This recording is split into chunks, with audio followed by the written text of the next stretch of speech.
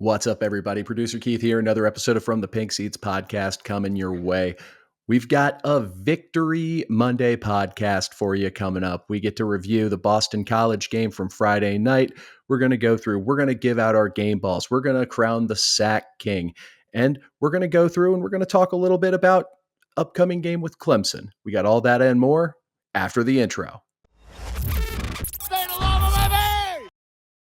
It's all about knowing what to do with that opportunity and stepping up in big time moments. And it's crazy how big time. It's crazy how big time things can get sometimes with Vince getting cut off of the game notes.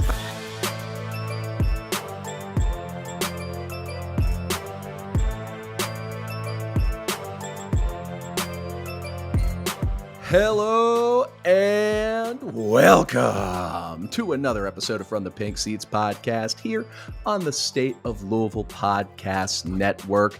I am your host tonight, Producer Keith. With me, as always, Matt McGavic and Vince Lococo. Jacob Lane going out and enjoying some Boo at the Zoo action. So we're throwing a little bit of a staffing curveball at you. And we have Matt actually getting to react to a game with us. While you're here, if you're new to the channel, get on down there. Hit that subscribe button like it owes you some money. Hit the like button. Hop in the comments. Tell us why we're stupid, why Matt's stats are wrong, or what Vince isn't analyzing right in his game notes. We're usually pretty active, and we'll get back to you, and we'll tell you why you're wrong. But fellas, good to see you. It's been a few days since Wednesday, and we got a little bit of an extra long weekend because we got the game knocked out early. How are we doing, fellas? Miserable. Awful. Everything that I wanted to go great this weekend, except for Louisville football, went wrong. Everything. Freddie Freeman absolutely ripped my heart out. The Dodgers the Dodgers as a whole ripped my heart out on Saturday. Max Holloway got knocked out. Robert Whitaker got his teeth knocked in. I mean, it was just a terrible weekend. It was awful. Other than that, it was great though. Matt, it was nice to, actually have a Saturday mostly off and watch some football. I kind of forgot what that feeling was like just because, I'm so used to working the games and whatnot. So by the time Saturday got there, I was like, oh yeah, I don't have anywhere to be. And I just have minimal stuff to do today. And I can actually, watch football. And go figure, it was like the chalkiest weekend of the college football season this week whenever I'm actually free to watch football. There was a little bit of some things that got a little spooky for some teams, like Ohio State deciding just not to show up against Nebraska. That made things a little bit spooky, a little bit fun. I believe there was a hell of a comeback by, who was it? Stormed back. I think it was a G5 game. So Tulane. Yes. Yep. UTSA Tulane, right? Mm-hmm. Yeah. How'd that Cincinnati Colorado game go? Oh, Colorado won handily. Really? Colorado I didn't pay attention to it at all. They had the better players, and it showed. Yeah. Which, what I kind of expected, but you never know with the coaches of those teams, one of which can put up some statistically impressive performances and still find ways to lose. So, speaking of statistically impressive performances, where you can observe and really appreciate them? With our friends over at Underdog Fantasy. Underdog's the place to play if you love sports and want to win money while you're watching your favorite sports. We've got over 5 million players and over $2 billion that have been won on Underdog Fantasy. And they do it by making it fun and easy to do, so you can cash in on all your favorite athletes' performances. For example, if you want to hop in, if you think this upcoming weekend, Tyler Shuck is going to throw higher than 1.5 passing touchdowns against Clemson, you're going to be able to pick that. If you think Louisville is going to hold Phil Maffa to less than 0.5 touchdowns, guess what? Underdog Fantasy is the place to do that. Cook up some entries for your shot to win real cash prizes all football season long. And if you're a fan of NFL football, on the NFL side, they offer items such as vulture protection. So if you select a designated running back to score a touchdown in your pick'em entry and they get vultured, Underdog Fantasy comes in, jumps out of the rescue helicopter. They rappel in and they rescue your entry. These are actually some of the picks that I like for the upcoming Monday Night Football game. If you get into us early, you can either tail me or fade me. And some of the picks I'll share it over before the weekend's game. Fade me might be the better call. But you can join over 5 million fans that are already playing on Underdog with their Champs game. You could win money by making entries for your favorite players. You can win up to 1,000 times your money just by choosing higher or lower on stats like passing yards, rushing yards, touchdowns, interceptions, and more. Download the Underdog Fantasy app today and use promo code PINKSEATS to get up to $1,000 in bonus cash instantly. Again, that's promo code PINKSEATS. Higher or lower, you make the call on Underdog.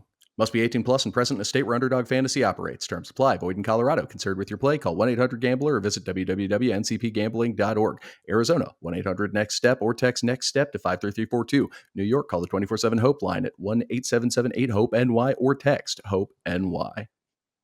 Thanks, Underdog Fantasy. Thanks for taking my money this weekend. Just got to make better picks. So, fellas, before we dive into some of the deep analytical stuff, just general takes, reactions, thoughts about the game. Just a roller coaster of emotions. Just the entire spectrum of positive and negative emotions were pretty much at play in this game, just because the way it opened up, the way it was trending. I was like, oh, okay. At least at this point, the narrative has been, okay, yeah, Louisville's 4-3, but at least their losses were to ranked teams, but only by a touchdown. And then you're staring at a blowout loss to unranked Boston College in the face. You're like, oh, we might have to be facing some uncomfortable questions by the end of this game. And then slowly but surely, Louisville got back into this one and thinking, oh, they might have a chance. Like, oh, they might have a chance. Oh, this is happening. I guess I didn't realize that it had been since Lamar did his thing at Kentucky that they had a 20-point comeback, just to show how hard it is to do that. And wasn't it the first time ever that Louisville had overcome a 10-point deficit in the fourth quarter? Yes. Yeesh. At no point in the game did I feel like we were going to win the game. There was no point in the game.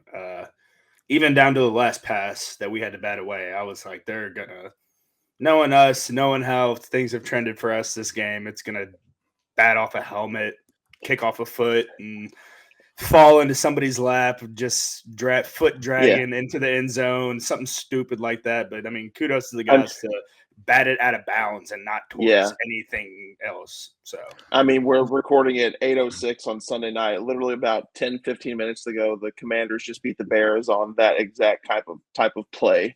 Exactly. Basically what A.J. Green did to the Ravens when he was with the Bengals like a decade ago. Basically, thrown all the way and bounced off some hands and caught someone in the end zone. But yeah, no, up until that final moment, there was no feelings of ease whatsoever. This victory was earned.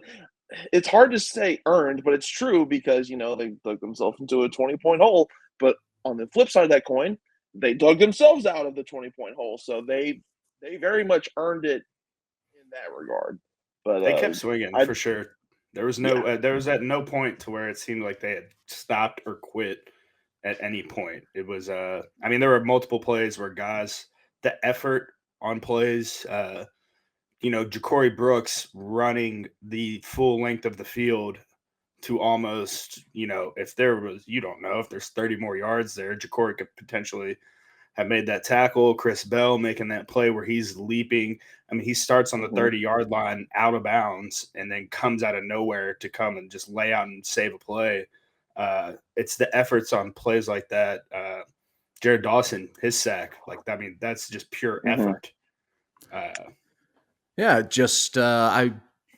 I expected to see that for the whole game, not the first 20 to 23 minutes of whatever that shit was. That was terrible. Like an insult to the game of football. That was horrible. And Like, the first half played out the complete opposite of how Louisville had been playing up to that point, just because, we kind of expected there to be some points to be had and then for them to exploit BC's various, some weaknesses on defense, and the offense looked terrible, looked awful. And then on the other side, the defense, 3 of the first 4 drives that BC had were 3 and outs, and it very easily could have been a turnover on downs thrown in the middle of that if they didn't just bite on that play action for that first touchdown. Right. Like the defense came out swinging, and the offense came out sputtering. Which, of all like, the things that was going to happen in this game, that was probably the most surprising. yeah, I mean, you gave away 4 out of your first 5 possessions, whether it be the business decision on our first drive of the game with the turnover on downs where Shuck steps out of bounds half a yard short, the Mhm. bad interception where Shuck didn't throw the ball out of bounds, missed field goal, and then the Huggins Bruce fumble. All of that happened in 4 of the first 5 drives. It was just abhorrently bad. The And vibes were low. yeah, that interception by Shuck, I legitimately couldn't tell if he badly whiffed trying to hit the guy on the crosser or if he just did not put enough juice on trying to throw it out. So when you're having to think, "Oh, I know this is a bad throw, but I can't tell how bad it is." Like, That this was hands down Tyler Shuck's worst game as a Cardinal. Like, not just in the first half with those woes either, but like I think there's a photo talking about the underthrown ball for his last interception in the game notes segment coming up, but he had room to step up and make a throw in that pocket, but he saw a stunt get loose and kind of chickens out and bails. And for lack of a better term, Jack Plumbers it. Like his fundamentals went out the window when pressure was in his face. He tried to throw like a mhm. fadeaway ball 40 yards downfield. Like, that's the stuff that gets your draft stock tanked, man. Like, you have to have a better game there. But second, negative Nancy's done. Second half, Louisville started playing like the team I expected them to be and what I expected to see when I picked them.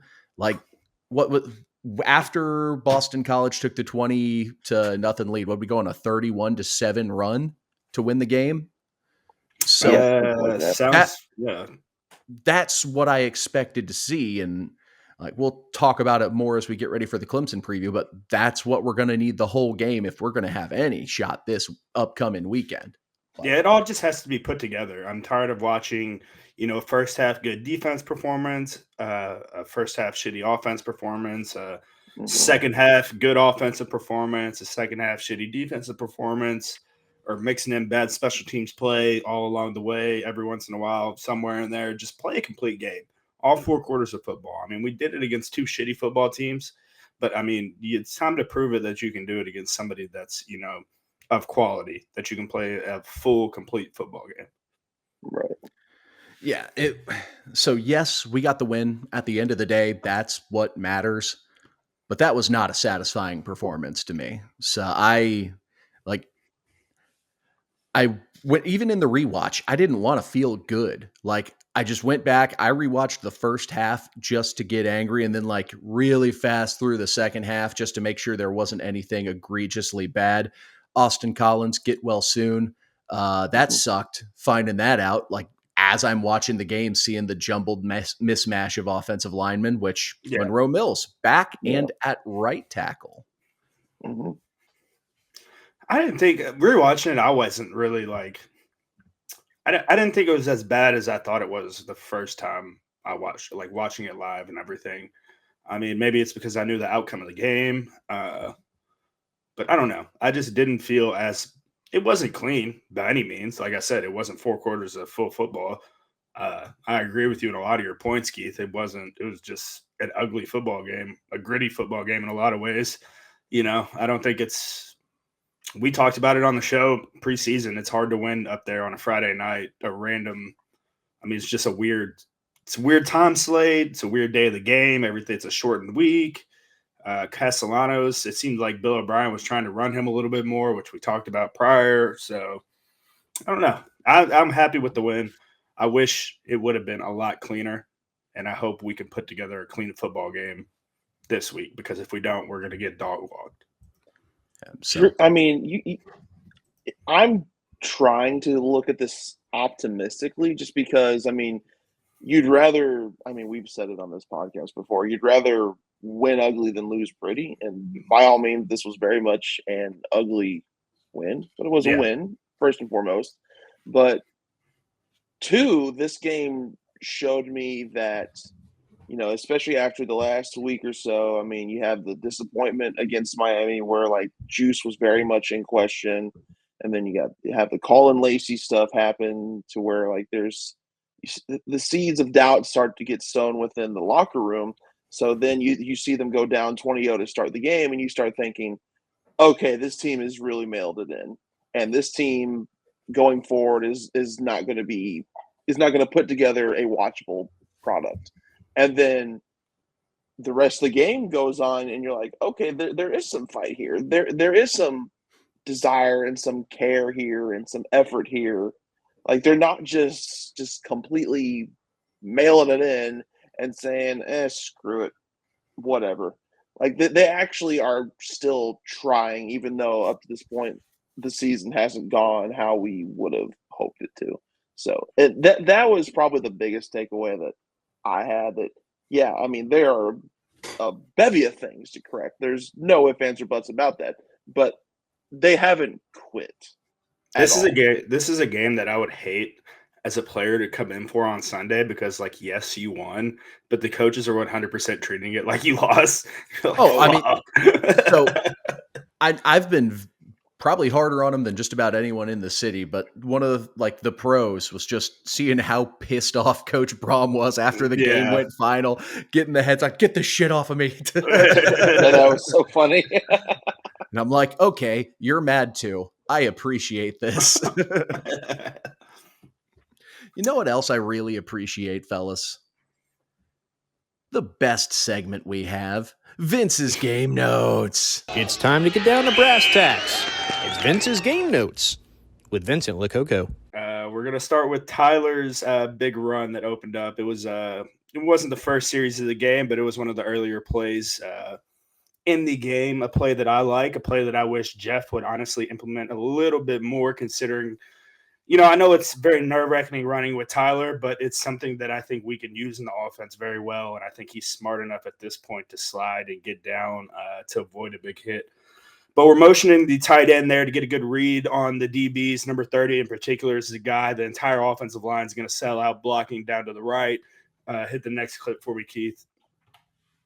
And then right here, you see everybody's just completely washed down, and we end up getting a huge chunk of grass off of it. And Tyler makes the smart decision, unlike he did against Notre Dame, and gets down, and we get positive yards on it, which is awesome. So hit the next one. Next one's not going to be so awesome. So second play here, we have essentially 3-on-3 blocking, manned up. None of the guys are going to get their hats across right here. Keith, if you go back and forth between the two clips, you can really see where all the guys' heads land on this. And then if you hit the third one, Keith, you're able to see where the penetration is on the play and how everything just kind of keeps stretched out. It keeps going lateral. Hit the next clip for me. I don't know where that sound came from. Actually, one thing I wanted to add onto this last play. He didn't end up making the block, but shout outs to Pete Nigra, who goes from the center position, and you can see him just still hoofing it as he's making his way over. Yep. He's getting an A+ in trying. Exactly. A+ for trying. Effort's there. All right. So I love this play, guys. Hand up. Love this play. Love this concept.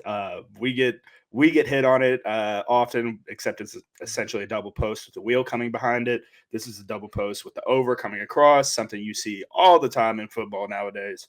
But our guys don't execute it well at all. Next clip, Keith, you'll be able to see where the guy circled. Everything is just completely jumbled up, and Boston College plays perfect coverage on this.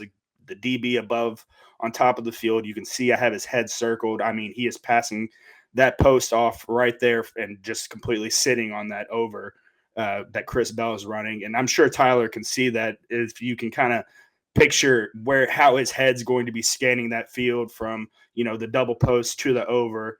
Tyler's going to see that and hit the next one for me, Keith. We end up throwing the interception. It was a piss poor ball by Tyler for throwing it away. That was one of the worst throw.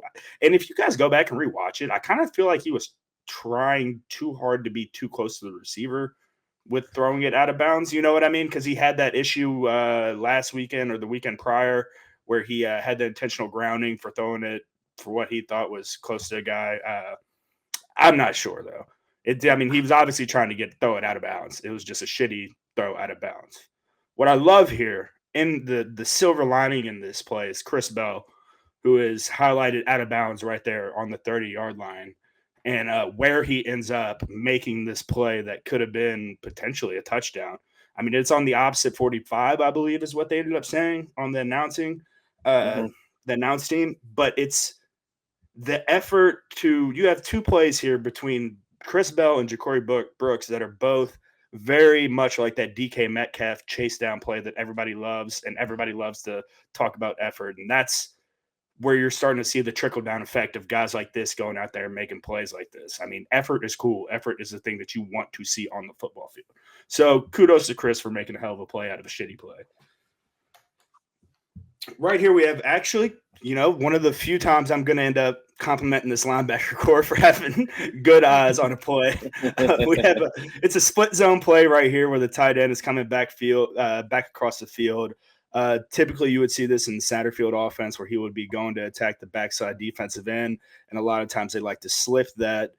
Same thing Boston College is doing right here. They are going to slip this backside defensive end and go out on a route. Ben Perry, you can see his head right here. He is tracking the tight end and hit the next clip for me, Keith.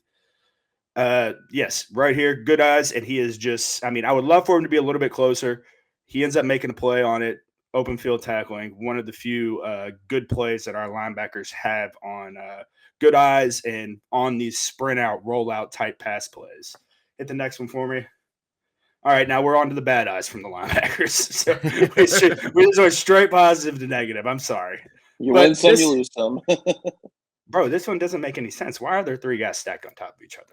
Please explain this to me. No, it's the new innovative power eye defense. Yeah, right. I didn't know we were doing fullbacks on defense nowadays. It's pretty weird. Where am I at on my notes? Hit the next one for me, Keith. Yeah, so they're going to run this post with the wheel route, the same thing, essentially the shark wheel we've been talking about for forever. It's very, very frustrating, man, because we've been hit on this multiple times throughout the year. I would honestly run it 2 to 3 times every game if I was an offensive coordinator. I would run some form of a concept like this against us every time. We have not shown any capability to cover anything like this. Hit the next clip for me, Keith. I think there's 3 pictures with this. Yeah, so it's like you see Ben Perry's eyes right here. You also see the DN's eyes right here. Both 17 and the wheel route are open. So even if we have Ben Perry over there, and if you go back and rewatch it, I'm not sure if 12 is supposed to be over covering the wheel either. So it's kind of everything is so muddled up with the defense on this play that it doesn't make any sense what's going on. And that's why we get hit on this touchdown play. And it's like I said, something I would run 2 to 3 times every single game. I'd run it until Louisville stopped it, at least, So next one for me, Keith, unless y'all have any comments on that. Right here was a beautiful play by Ashton Gelati, something that we expect him to start. We expect him to make plays like this, right? And this is something that has played into the favor of the defensive line in the newer age of college football. Is back when Keith and I played, this tight end right here 100% would have cut Ashton Gelati. It wouldn't have even hit the next clip for me, Keith, and you'll see what I'm talking about. Sure. So right here at this point, Ashton would have been potentially cut or avoiding a cut in some capacity. You can't do that anymore to a guy. And Ashton did a great job. Stayed square on this play. Gave himself 2 options to keep his outside arm free. I think he ends up coming underneath right here and making the play. But regardless, huge play from him. Something that for somebody that's been struggling throughout the year, it was very exciting to see him show up in a lot of places throughout this game. Hit the next one for me. I called this one on my notes. Good call, Ron, because we don't compliment Ron English very much on the show, but we'll go ahead and I have it right here on my notes. I mean, if we're gonna give him hell, we got to give him praise whenever there's praise to be deserved. This was a good blitz call right here. It's pretty shitty on Castellanos to not see that we're blitzing right here. You guys know football, right? I mean, look at where our DB is stacked over top of that outside linebacker. There's only 3 receivers over there. I mean, come on now. So it was good creeping. It was good. Big thing here is Ashton and these interior defensive linemen have to put forth the ultimate effort to get these offensive linemen to sell out on that so that we can have a free hitter on the outside here. I believe there's just 2 pictures with this. Yeah, you see the entirety of the defense just completely closed on this. And it was, I think, a draw play, which was, good to see everyone close down on that. Hit the next one for me. Bad eyes again from another wheel. Yeah. It's the same play, man. That's the thing about football. Football is so simple. It's the same plays, the same everything. They just run different motions and move guys around. Like it's the same post right here from the guy closer to us on the screen, and it's the same wheel route. Same thing that they've been running. And this one's more frustrating for me because TJ has the angle and the linebackers have the angle. He just doesn't go. Hit the next clip, Keith. You see this stutter right here? I mean, you can look at his eyes, guys. You can see where he's looking right now. He's looking at the running back receiver, whoever it was coming in motion, going out on the wheel route. And I believe the next one might be able to show it better where they're at now. But go back one, Keith. So still, it's the angle. All he has to do is come straight down that line right there at full speed, and he's got it. He's got the play beat. You don't have to worry about batting the ball. As soon as you see his eyes go big, just hit him. He's not going to catch it. But he doesn't, and hit the next one. That's where we end up making a play on it, essentially, on the 30-yard line, which is just not good at all. No. So hit the next one. This one for me, I initially wanted to give the linebackers hell, but it's a bad bracket. So TJ has everything going inside right here, and the DB over top has everything going outside. As soon as they go inside of TJ, that's when TJ picks it up. And as soon as they stay outside, hit the next clip, it'll show it better for everybody. So you see TJ's eyeing. As soon as that guy breaks out, that's whenever, I believe the next clip, you'll be able to see it. Hit the next one, Keith. You see he immediately starts breaking back in to cover that guy coming inside.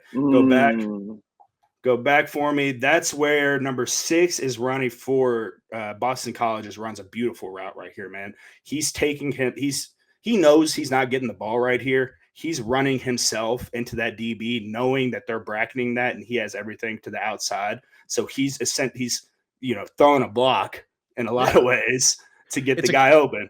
It's a pick. Yeah. Go ahead, Keith. Exactly. I was going to say it's a good pick route concept by Bill O'Brien to scheme this open. Exactly. So hit the next one. You'll be able to see it better where, I'm not sure if RDB at the same time thought he had that route, but to me, it looks like 6 ran a great route to pick. And I'm going to assume he was trying to get over top to break up that play. But initially I wanted to put it on TJ, and it was not on TJ Quinn at all. So hit the next one. So I had a note on this following that play, following that Boston College TV touchdown. Louisville had a big drive. Amari Huggins-Bruce gets hit across the middle, fumbles. That leads to Castellanos scrambling. They went to the goal line, punching in. It's 20-0. I mean, there was a lot of plays in there. I didn't feel like chopping all of them up, if I'm being honest with you all. I'm sure Keith is happy about that.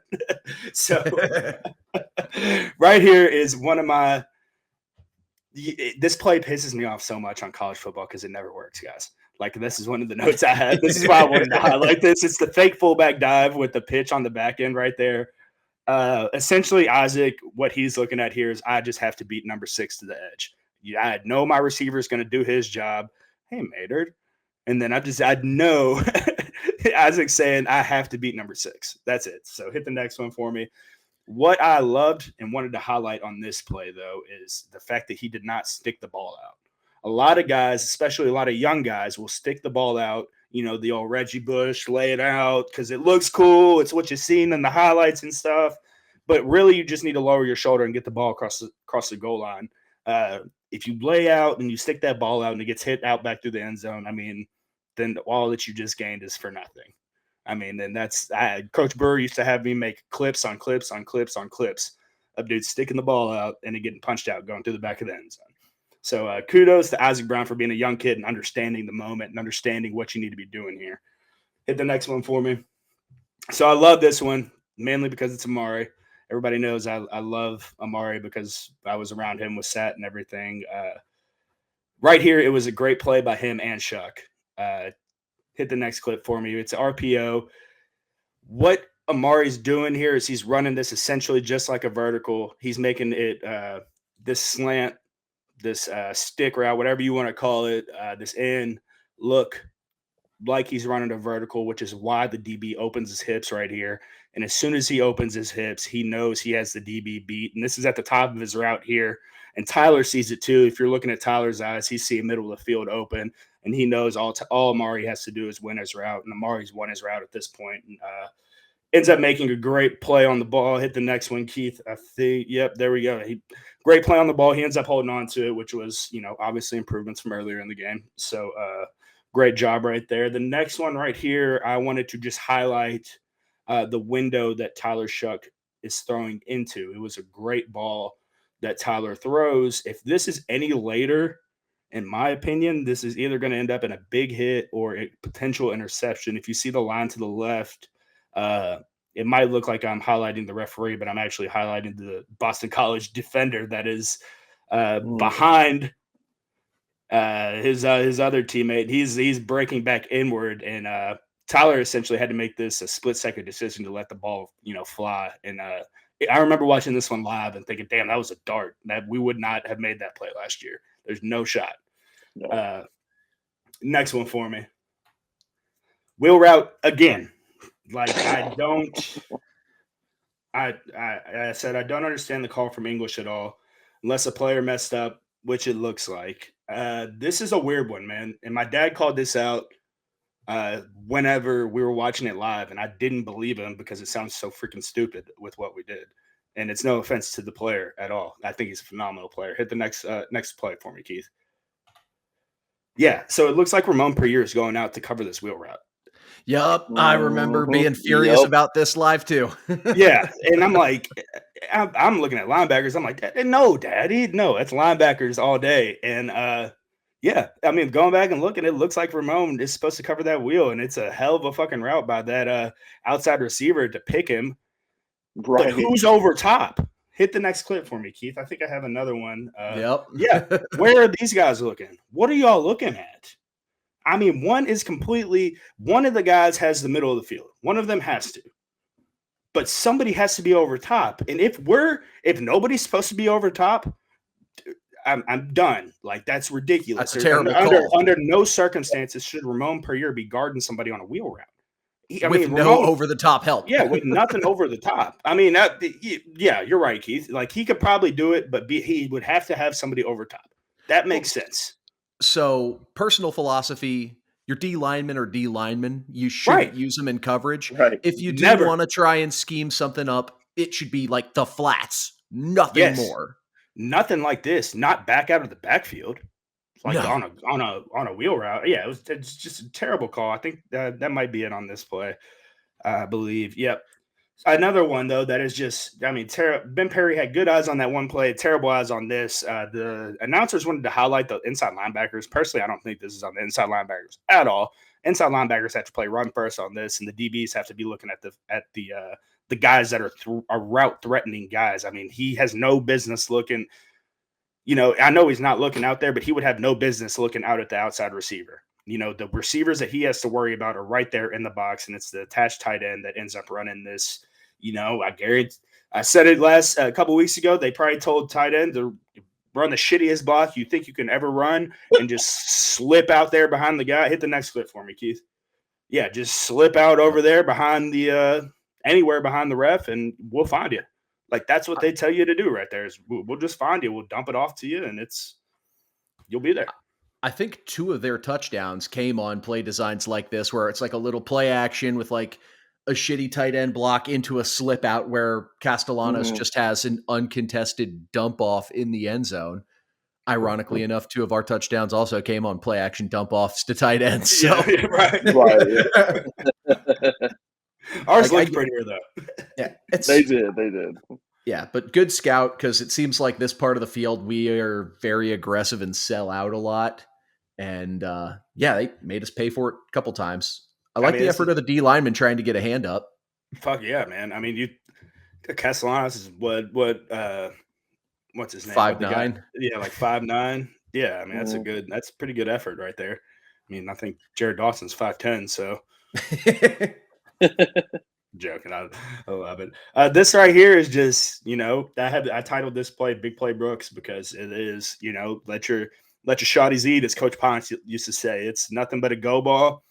Tyler's just got to put it out there and have Ja'Cory go make a good play on it. What I love on this though is Ja'Cory's alignment. If you look at where Ja'Cory's lined up, he's splitting the numbers. A lot of guys, are heavy, bottom of the numbers, which would be closer to the hash. Uh, and it doesn't give the quarterback any room to throw the ball over the outside shoulder. And Ja'Cory being splitting the numbers, he's giving Tyler enough room right there to be able to throw the ball over that outside shoulder and really put it out there and give Ja'Cory enough room to do what he does in this next picture, which is just, I mean, it's hard to get a snapshot of a complete house of a one-handed catch. But, Right, I yeah. mean, it was an incredible catch and play. I mean, the whole thing was awesome. I mean, from Tyler's ball to Ja'Cory's catch to, I mean, the way the offensive line blocked, it was just, I don't know why we don't do this more often.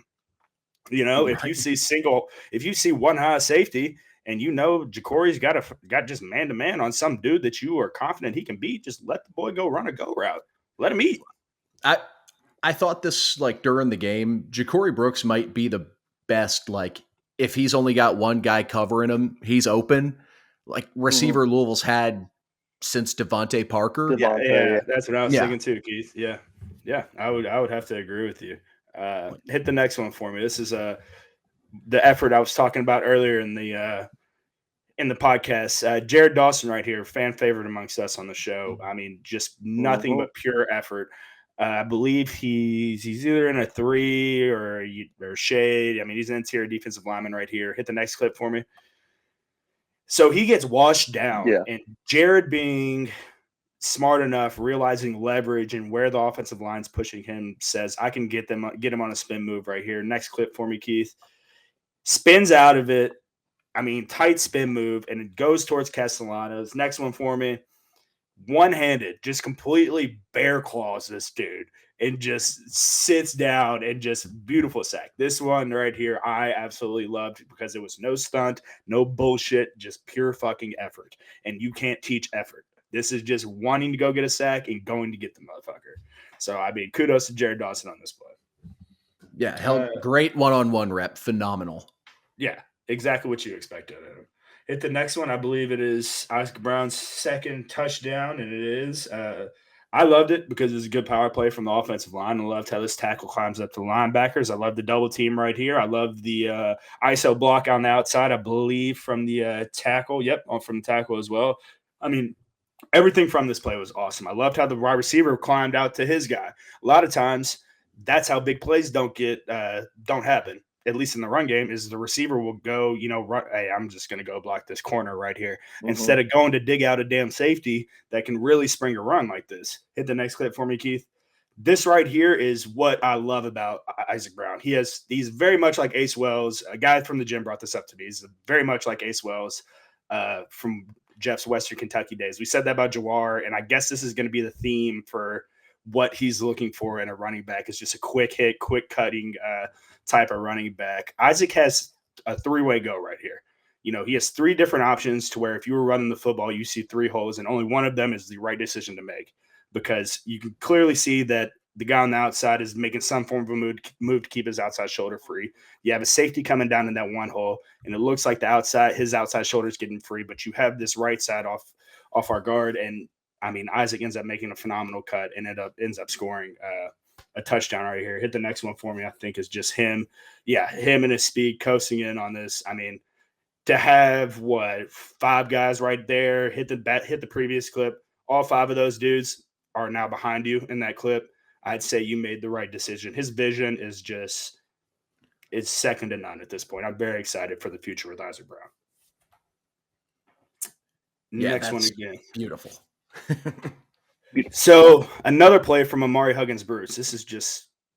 it was awesome. I was having a field day seeing Amari make plays on Saturday. It was great.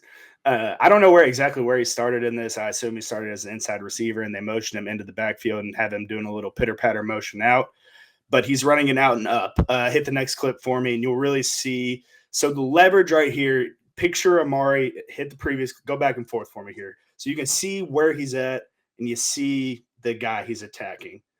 He's attacking his leverage, and as soon as this dude opens his right hip, you see his right leg get opened like that. Amari knows he's won this route because he's trying to get this guy to break down, and the angle that guy's going is going down. Amari knows that by him opening his hips, he's going to take one more step in, and his angle is going to be down breaking on Amari on the out route, and he's going to be on his down hip, and then all Amari has to do is turn it upfield on the next clip and just make a play on the ball. I mean, this one was a little bit underthrown, if I can remember correctly, but still, at the end of the day, it's just pitch and catch, and it turned into being one of the bigger plays of the game for us. So hit the next one for me. I had this one as Mark Redmond TD, but apparently this was not Mark Redmond, as Keith informed me prior to the podcast. So, Nate, I apologize. This was a great play. This is Satterfield 101. If you guys remember from back in the day, this is just a motion right here from Ja'Cory Brooks. Split zone like we talked about earlier with the tight end coming and bluffing the block. Inside zone. So he can really, he could hand it off if he wanted to Isaac. It's just hit the next clip for me. Number 4 right there is the read guy. Number 4 closed. So we know that we had the tight end on the outside, and it was pitch and catch again for hit the next. I think just 2 on that one. Yeah. Yeah. This one right here, I have this one just as a shitty ball. I didn't hit the next one. I thought this was just a shitty ball. Keith, you might have thought that he can make the play if he stepped up in the pocket, like you said earlier. But I mean, I didn't know what the hell he was doing with this. I just thought it was a terrible ball, terrible decision with what you're doing. Yeah, like he bailed out of the throw. Like and look, I'm critiquing. Obviously, I'm not good enough to do this, or I'd be doing it. I'd be getting compensated to do it. But the pressure's in your face. You have to step into and deliver, especially as deep downfield as he was trying to go with this ball. You can't fade away and make that throw. You have to step in, drive the throw, and you're going to get hit, but you're going to make a play. Especially looking at where Amari's at right here, it's almost like, could we have maybe hit him on the? I'm not really sure. I just don't know what Tyler was thinking with this. But following this, there's no more clips. Kudos to the defense for stepping up and making, some huge plays where we could have folded easily after this.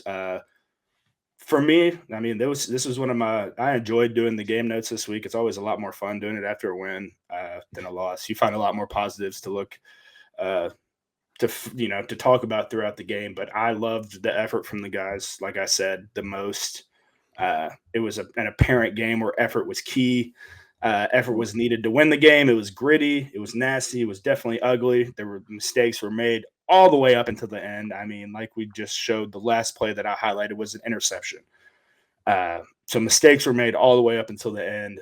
But just to keep battling and to keep fighting, I absolutely enjoyed. And I loved the creativity out of Jeff. I know it wasn't, I'm just happy that I love those split zone plays that you see that, we scored with Nate right there. I loved the one-on-one play with Ja'Cory Brooks. It seemed like we did different stuff.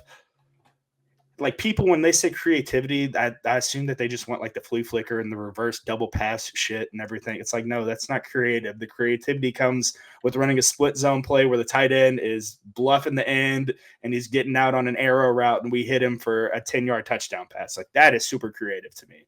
Creative is breaking your mold and throwing a one-on-one ball to Ja'Cory Brooks downfield to where he can go make a play on the ball. Creative is using Amari Huggins-Bruce for what he's actually good at and not just screen balls and, these quick out routes and stuff. He's somebody that needs to be ran down the field. So, I mean, we broke the mold in a lot of ways, but maybe not so much to the naked eye, in my opinion. It was just nice to see that while it's still not maybe to his peak, Jeff Brom is doing a lot more in terms of scheming guys open, whereas the first 5-6 games it was very vanilla, very predictable. There was no creativity, whereas the last 2 weeks we've really actually start to see him open up the playbook some and do his thing, which is scheme guys open and you feed the studs, utilize your playmakers. And I love, getting the right guys in the right situations. Like we had a third and like 2, 3rd and 1, and that's when we put Donald Chaney in the game.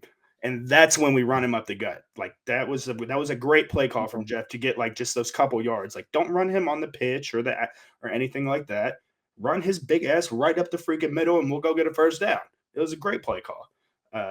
Yeah, I mean, I don't know, man. I just want it to be a complete football game. I wanted to see 4 quarters of meaningful football, and it's a nice win. My beer doesn't taste sour or anything, but like, we were close. That's for damn sure.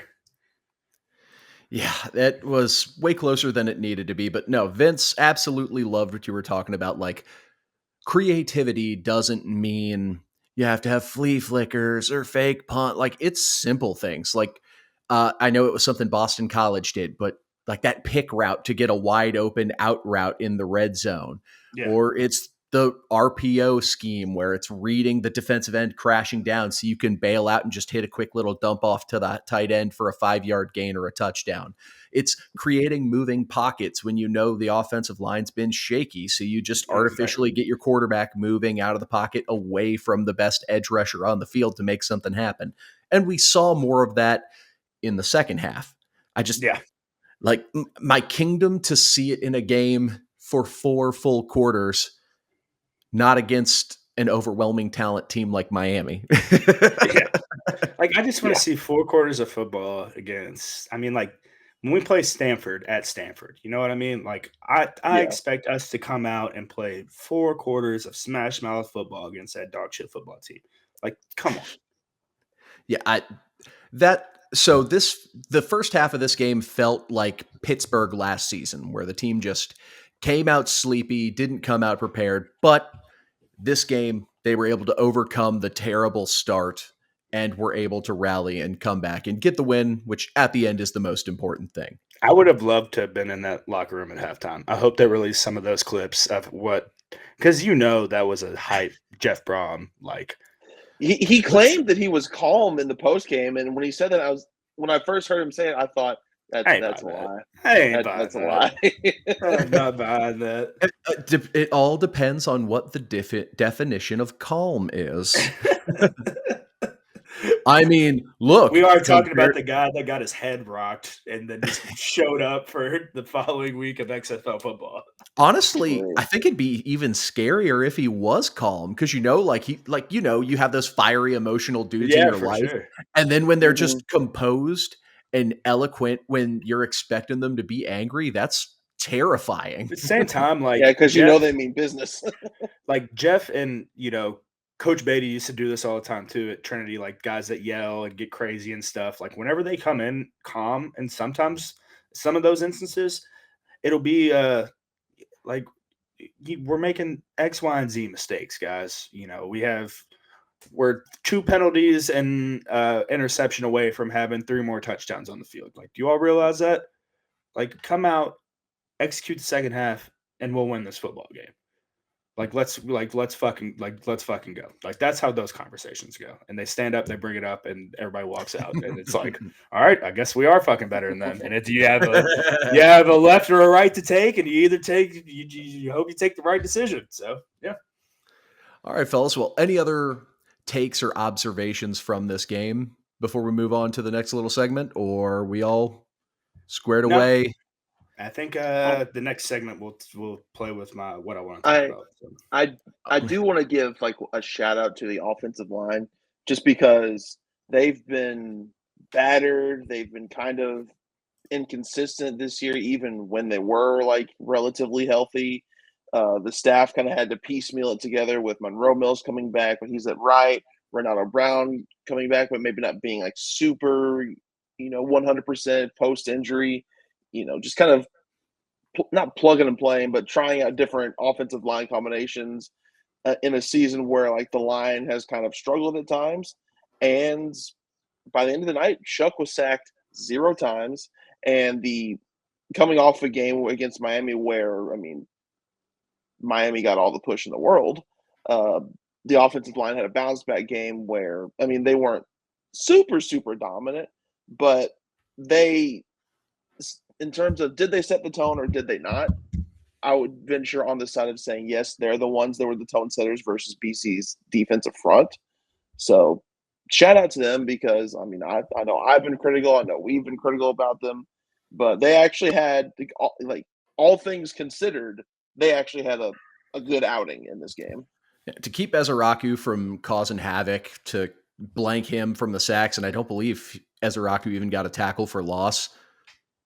Like, a lot of that can be scheming, but you also have to execute on the O-line. So, yeah, that was a tall task, and I think they rang the bell, and I hope they're ready to ring the bell again because got another tall task coming. But Yep. Fellas, it was quite the long weekend of ACC football. We got started nice and early on Thursday evening. We had some Friday action, and then we had games all the way out until we finally settled the dust in Durham. So, fellas, in case you couldn't catch it all, it's time to go around the ACC in 60-ish seconds. It got weird in Pittsburgh on Thursday night, and Kyle McCord skipped spooky season and jumped straight into the 12 days of Christmas as he threw 5 INTs. The spirit of giving carried into Friday night as well, as Louisville gives the ball to Boston College 3 times on turnovers, and Boston College returns and gives Louisville the win. The Jackets and Hokies got together and had themselves a rock fight as Drones lifts Virginia Tech to the win. It was a noon kickoff for UNC this weekend. You know what that means? Mac Brown was wide awake, and the Tar Heels trounced the Hoos 41-14. The Deacons traveled out west to struggle with Stanford, and Hank Bachmeier throws for 3 touchdowns to get Wake the win. You know what the C in Cal stands for? Complete annihilation. 44-7 victory over Oregon State. Speaking of complete annihilation, there wasn't enough dog poop in Tallahassee to save the Noles from the beatdown that was waiting for them when they got to Miami. And finally, despite 3 interceptions and 4 fumbles from Kevin Jennings, and despite a -6 turnover differential, the SMU Mustangs keep their undefeated streak in the ACC alive as they knock off the Devils in Durham. Just proves how shit Duke is. Never going to live that one down. So who's worse then, Duke or Florida State? Man, I've seen a lot of people eat dog poop in the last week or whatever. Like, a lot of weird videos out there online with Florida State fans. I think they're cursed until 3-2-1 Nolt does it. Yeah.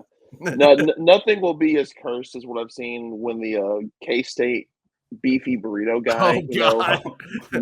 We're not a Big 12 podcast. We're not going to talk about that one. No, I don't even have to finish what I have to say. What's understood doesn't have to be spoken. Yes, exactly. Yes.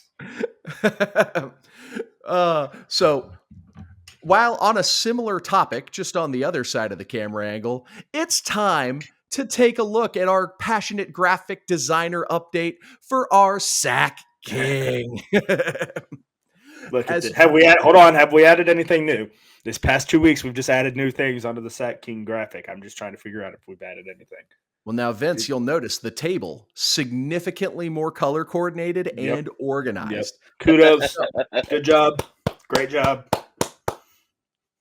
So we have 11 individuals in the Sack King race, and we now have a tie atop the leaderboard for the Big Sack Award, as I've now dubbed it, as we now have a battle between Tramel Logan, who retains his lead that he acquired in week 1 and added on week 2 against Jacksonville State.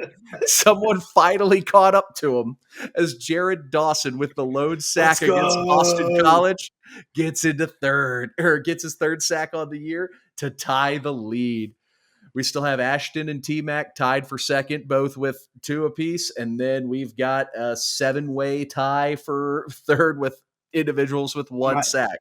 My thoughts on this is Ashton Gelati's going to snap one game and have about a 3-sack game. He's due. He will have a game where he has three sacks and takes this lead. You know, I'm not big on buying jerseys of individuals younger than me, but tell you what, if Ashton can put up an Elvis Doomerville performance against Kentucky, that'll be in my cart before the post game traffic's gone.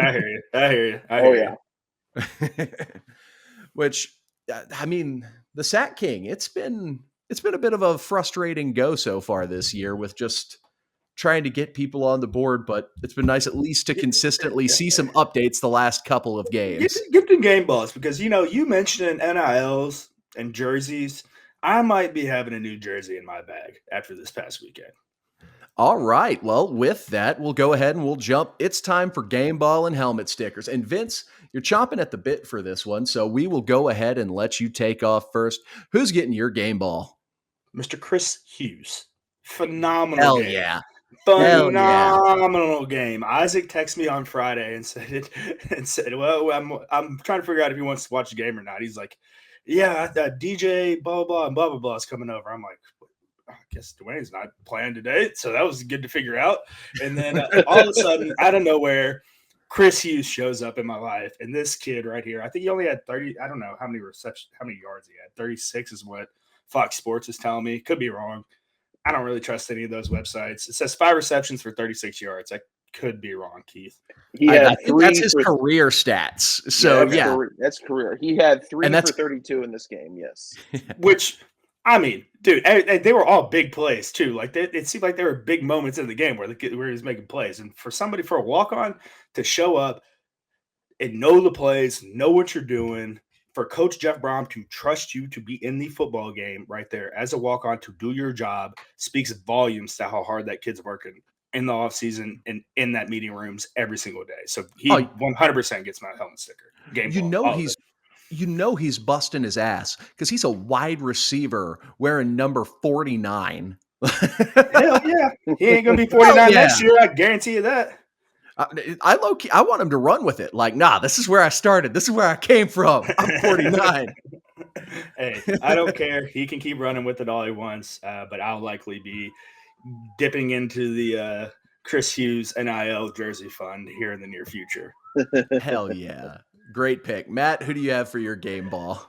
So I was going to go with Ashton Gelati, but you know what? I'm going to go with someone else. I know when I was on with ESPN Louisville a couple times this week, we made mention to how in the wake of Jamari Johnson going down, in the wake of Colin Lacey opting out, someone behind in the usual suspects is going to have to step up.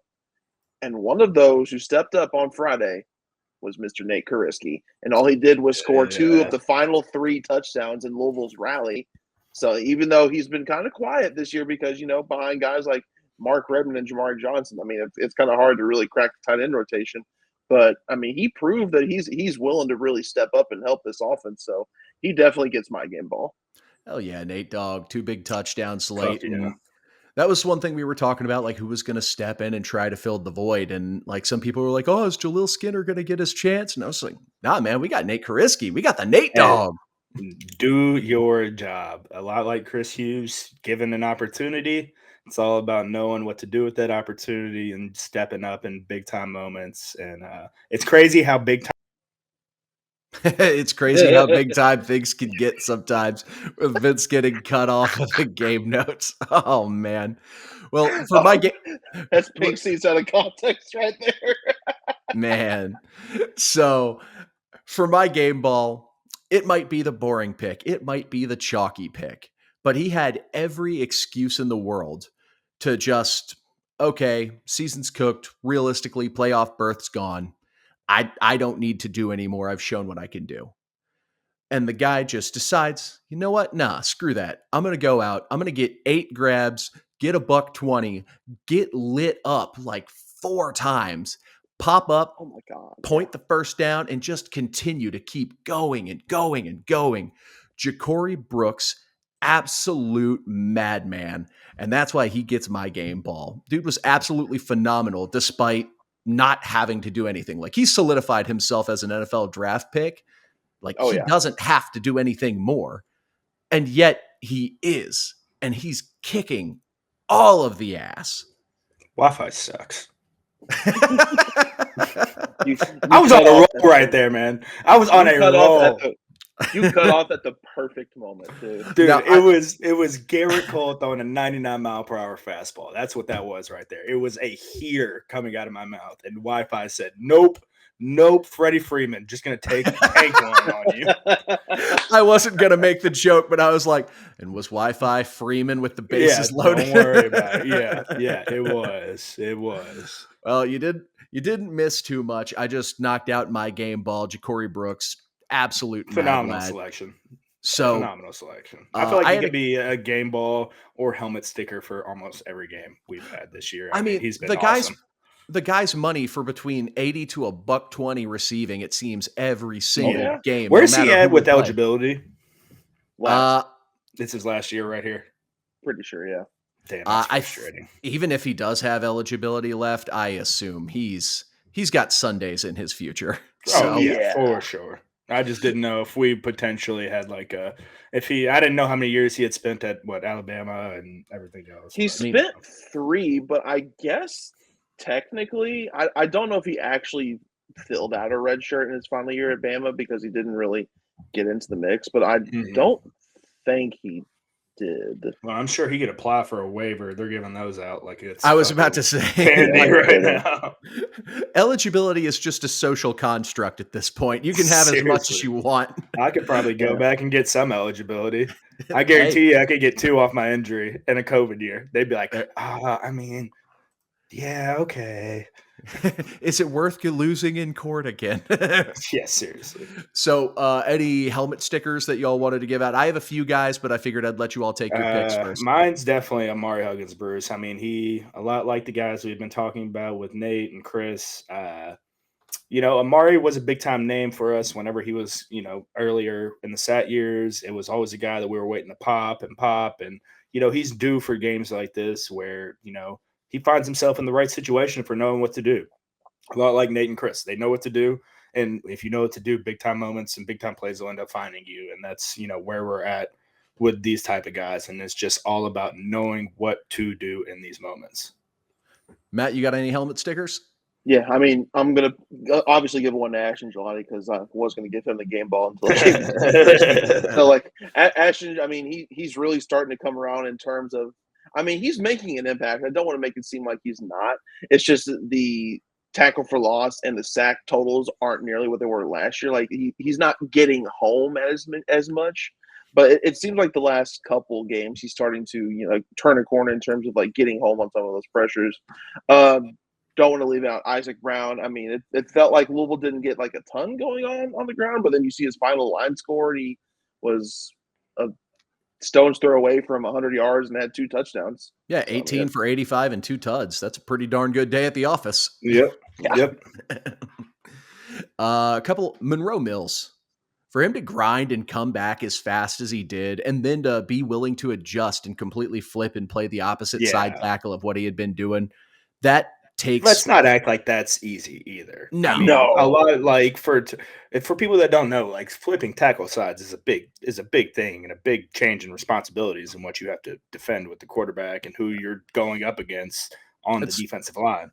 Complete change of footwork, hand discipline. Yeah. You basically have to take everything you've been doing and put it in a mirror. And when you're doing as much hypersensitive muscle training and developing the muscle memory that these guys do, that normally takes a bit of time. And also doing it while severely injured and while the team is underperforming preseason expectations. Like Ja'Cory Brooks, had every reason in the world to, I'm going to take my time to get back from this injury, but he didn't. He's rushing back and he's going out there and played a pretty damn solid game for the condition he was in. So Monroe Mills, definitely a helmet sticker.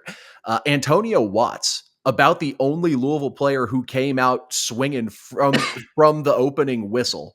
Dude, made 2 open field tackles the first series, Keith, that were awesome. He came out and set the defensive tone early of what Louisville's going to be like. Guy was an absolute rock star the first quarter and a half when everyone else was sort of dragging ass. Like he was single-handedly trying to get the team up. So big helmet sticker to you, Antonio Watts. And finally, the last helmet sticker I have. Most deserving. A huge deserving for the helmet sticker. When things were looking bleak in the middle of the third quarter, one man knew what he had to do. And that was producer for the Mike Rutherford Show and contributor to the Starting 502 podcast on the State of Louisville Podcast Network, Roman Kelly shotguns the Four Loco in the third quarter. And all of a sudden, Louisville finds its form and storms back. Two things. He's going to have to do that every game now. Yep. 100%. And his face looked absolutely miserable by the end of that, man. Oh, my God. Oh, yeah. I mean, he's shotgunning an entire Four Loco. That shit. Bro, it's so funny. I don't know where the Four Loco game is coming back because I saw Biscuit with one. I can't remember which game it was, prior to Miami, I think. I mean, I saw him walking. He was walking towards us at gate 1 tailgate, and he's brown bagging a damn Four Loco. I thought it was a Coors Banquet. He pulled out a gold Four Loco. I've been like, are these making a comeback now? Do I need to get some Mad Dog 2020 up in here? Right. Oh, the kids are discovering Mad Dog now too. It's I awesome. know. Fantastic for funny. content online. It's pretty funny. My dad and them, man, that was their tradition back when we had tickets for UK games growing up. That was their tradition to take Mad Dog 2020 shots before the game. And now being an adult, I'm like, y'all were just dirty. Y'all are dirty. Yeah, they were going to games for that team. You need the Mad Dog. Yeah, that was the Joker Phillips era too. So they 100% needed that. So anyway, helmet sticker to you, Roman Kelly at Romy Bean. Give him a follow on socials if you haven't. The dude's hilarious and he's working with us now. So if you like him, like his content, and you like college basketball, find him on Starting 502. That's a free plug for you guys. Return the favor. That's about the only favor basketball is going to do for fucking football ever around this school. So no rest for the weary. We got another big game coming up this weekend.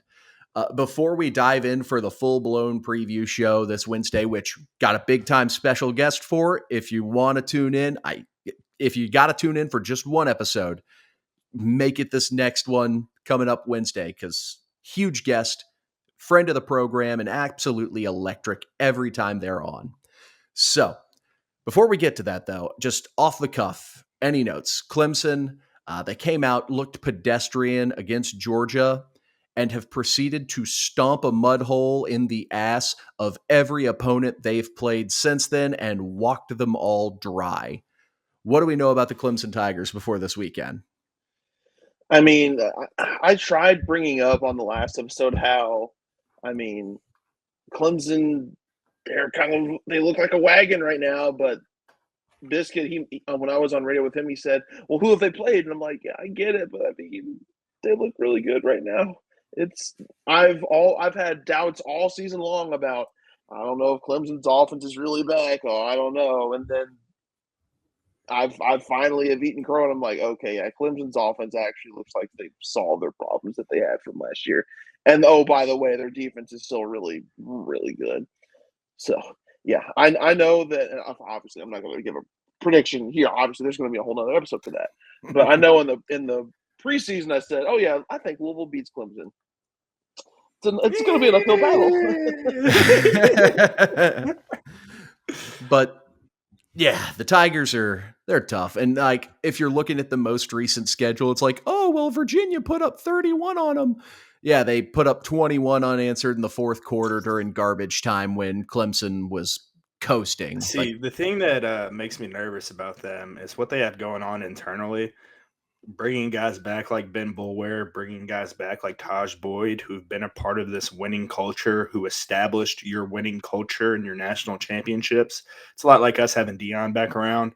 I mean, you have these bigger names, these guys that they can look to. I mean, Ben Boulware still looks like he could go play 4 quarters of fucking football right now. I mean, like, he's probably in there doing the workouts with the guys. Anytime you see that, and I mean, it's essentially like he's leading the team still and everything. So, I mean, that culture change and that culture shift back to that winning culture makes me nervous. Cade coming along makes me nervous. Like Matt said, the defense being their defense, showing up week in, week out makes me nervous. I hate their fans and how they hand everyone $2 bills. They're stamped with a paw.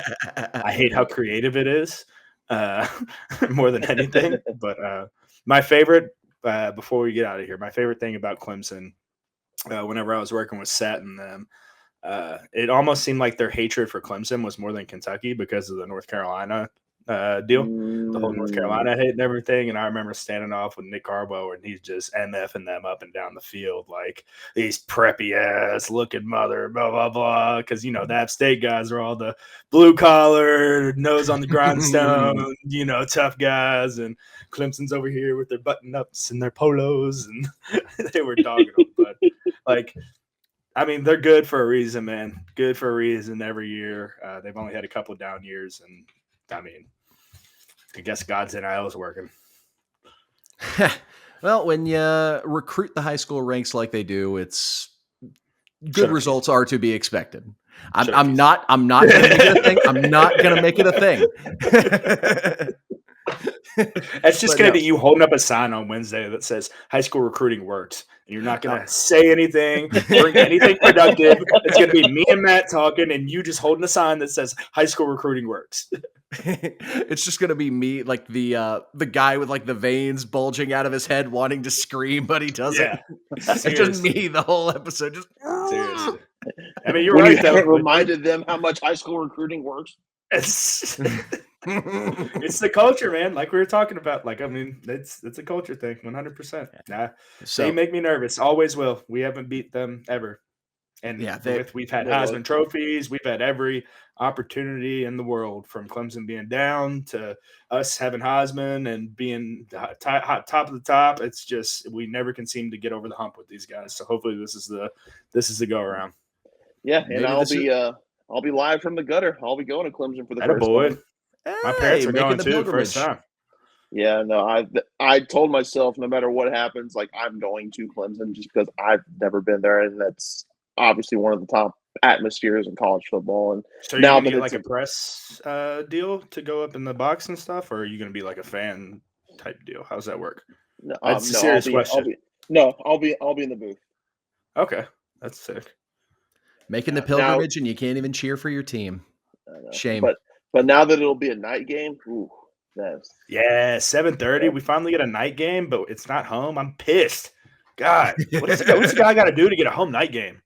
Hey, man, maybe Pitt runs the table and we can get the night game treatment with them in a month. But I would love nothing more than to play season ruiner to Pitt and to add on to the icing of the cake of a shitty football season the UK is having right now. The revenge aspect, yeah. Oh, yeah. Yes. Yeah, with them being undefeated. Yeah, I didn't even think about that, Matt. We went in there undefeated and they blew up our shit. Yeah, fuck them. Unless they bring me Primanti Bros, then they can get back on my good side. Well, we got a couple of weeks before we can look forward to spoiling Pitt. For the folks of you still here with us, thank you all again for tuning in. If you're on the YouTube side, get down, subscribe if you haven't already. If you made it this far in the video, I assume you like us. So subscribe, get our content popping up in your feed. Leave a like, leave a comment, tell us how much we suck or how cool we are. Both are more than accepted. For the audio audience, make sure you're following us or subscribe to us or whatever the terminology is now. I know they change it like every other 2 months so that we can show up in your feed and continue to do so. Look, you need to subscribe to the YouTube. You wouldn't be able to see good visuals like what I'm doing with my hair right now. I was about to say completely like an early 2000s video game Tony Hawk Pro Skater right now. So this has been another episode of From the Pink Seats podcast. That's the preening Vince Lococo. That's Matt McGavic. I'm producer Keith, and as always, go Cards.